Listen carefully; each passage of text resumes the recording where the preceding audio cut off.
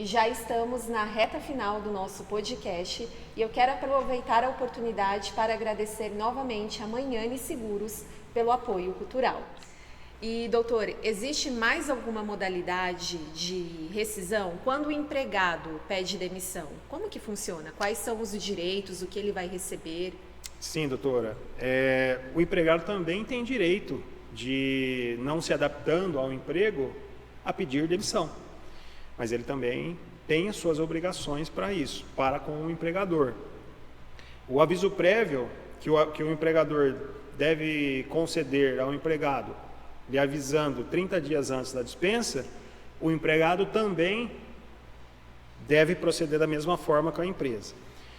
Então, se o empregado tiver possibilidades de avisar o seu patrão de que dali a 30 dias ele vai rescindir o contrato, ao final ele vai ter as verbas rescisórias dele com saldo de salário, com o 13º proporcional, com as férias proporcionais, férias vencidas se houver.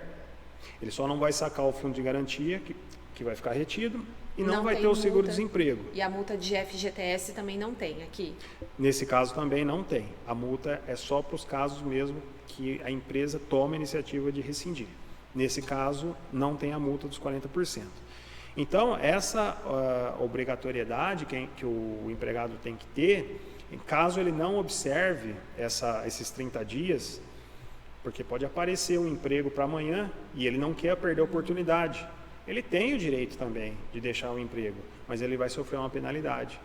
Ele vai ter o desconto, ele vai sofrer o desconto do valor equivalente ao aviso prévio nas verbas rescisórias dele. A empresa vai poder fazer esse desconto, então? Vai poder fazer o desconto em razão do empregado não ter observado a obrigação de conceder o aviso prévio. De ter cumprido integralmente o aviso prévio. Exatamente. Perfeito, doutor. Qual o prazo que a empresa tem para efetuar o pagamento das verbas rescisórias?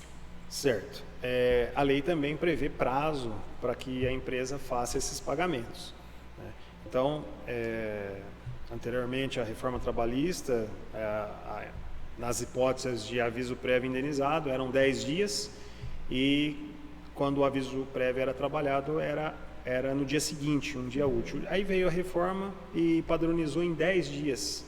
Tá? 10 dias, agora o prazo é padronizado. Sim, exatamente. A empresa tem 10 dias após o último dia de contrato de trabalho, após a formalização da rescisão, tem 10 dias para efetuar o pagamento. E tem penalidades também para caso não seja feito esse pagamento nesse prazo, né?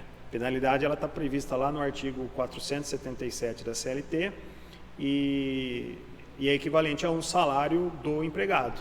Equivalente ao salário, é uma multa. É uma multa que é revertida ao próprio empregado, equivalente a um salário. E esse prazo de 10 dias, são 10 dias corridos, 10 dias úteis? 10 dias corridos. 10 dias corridos. É de direito material previsto na CLT de 10 dias corridos. E, doutor, e se por acaso o empregador não efetuar o pagamento dentro desses 10 dias corridos após a rescisão, o que o trabalhador precisa fazer? O que deve ser feito? Sim. Nós falamos aqui, né, de todos os direitos previstos na lei, é tudo muito bonito, mas pode acontecer da empresa simplesmente ignorar tudo isso. Não pagar. Né? Empresa ou às vezes um próprio empregador pessoa física que utilizou de uma mão de obra sem registro, né? Isso pode acontecer, a gente vê acontecer bastante. A lei garante ao trabalhador que ele busque seus direitos. A Constituição Federal prevê um prazo de 2 anos, até 2 anos após o término da relação de trabalho, para que o empregado possa buscar seus direitos perante a Justiça do Trabalho, né? Então, o empregado tem 2 anos, ele deve procurar... 2 anos para buscar a justiça. Exato, ele tem um prazo, de repente ele não quis fazer aquilo naquele momento ou achou que não deveria, mas depois ele resolveu fazer. Se tiver dentro dos 2 anos, ele pode buscar a Justiça do Trabalho. Após isso, estará prescrito o direito dele. Ele pode ter ficado sem receber nada, e se ele não exercer esse direito no prazo de 2 anos, vai estar fulminado o direito dele pela prescrição. Pela prescrição, ou seja, ele perde o direito de buscar a justiça para resolver essa situação. Exatamente. Ele deve agir no prazo de 2 anos, a lei garante, mesmo em trabalhos desenvolvidos sem registro, e aí seria tema de um outro podcast, seria a questão das características do contrato de trabalho, né? Então, vou falar rapidamente, mas a partir do momento que a relação demonstrou uma subordinação, né? um pagamento pela contraprestação, e que o trabalho tenha ocorrido de modo não eventual, ou seja, contínua, isso muito provavelmente vai caracterizar o vínculo empregatício. E aí o empregado pode pleitear na Justiça do Trabalho. Nesse caso, ele deve pleitear primeiro, buscar o reconhecimento desse vínculo empregatício, e aí a Justiça vai dizer se o rompimento daquele vínculo empregatício foi sem justa causa, e vai condenar a empresa, o empregador, a pagar os direitos referentes àquele caso. Então, é a ferramenta que o trabalhador, que o empregado que trabalhou, trabalhou em prol dos lucros do patrão, tem para buscar seus direitos. É a ação trabalhista. Ele deve procurar um advogado da confiança dele para buscar esses direitos. E, doutor, para finalizar o nosso podcast, quais são as suas considerações finais a respeito do assunto? Olha, é o que eu disse anteriormente. A lei garante ao empregado os seus direitos, né? Então, da mesma forma que o empregado, que o empregador tem o seu direito de explorar a mão de obra do empregado em prol dos seus lucros, a lei garante também os direitos do empregado. Então, dentro de um contrato, que é o contrato de trabalho, ambos têm direitos e obrigações.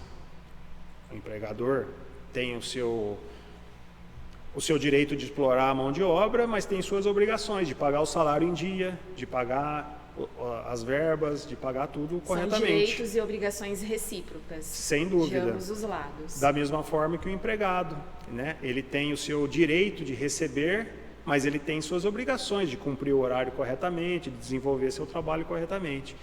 Então, eu acho que dessa forma, né, a lei vem garantir os direitos dos empregados, e para que de alguma forma essa relação fique equilibrada, né? Capital-trabalho. Exatamente. Doutor, quero agradecer novamente a sua presença no podcast de hoje. Muito obrigada por ter aceitado o convite.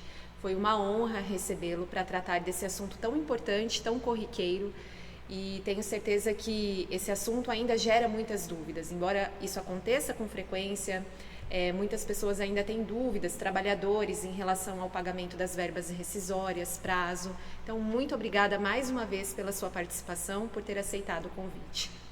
A gente que agradece o convite. Mais uma vez, eu parabenizo a doutora pela condução dos trabalhos e a OAB de Porto Ferreira pelo projeto do podcast que leva informações importantes para a nossa população. Muito obrigada, doutor. Obrigado. E para finalizar o nosso podcast de hoje, quero convidar os demais advogados da subseção a participarem do projeto.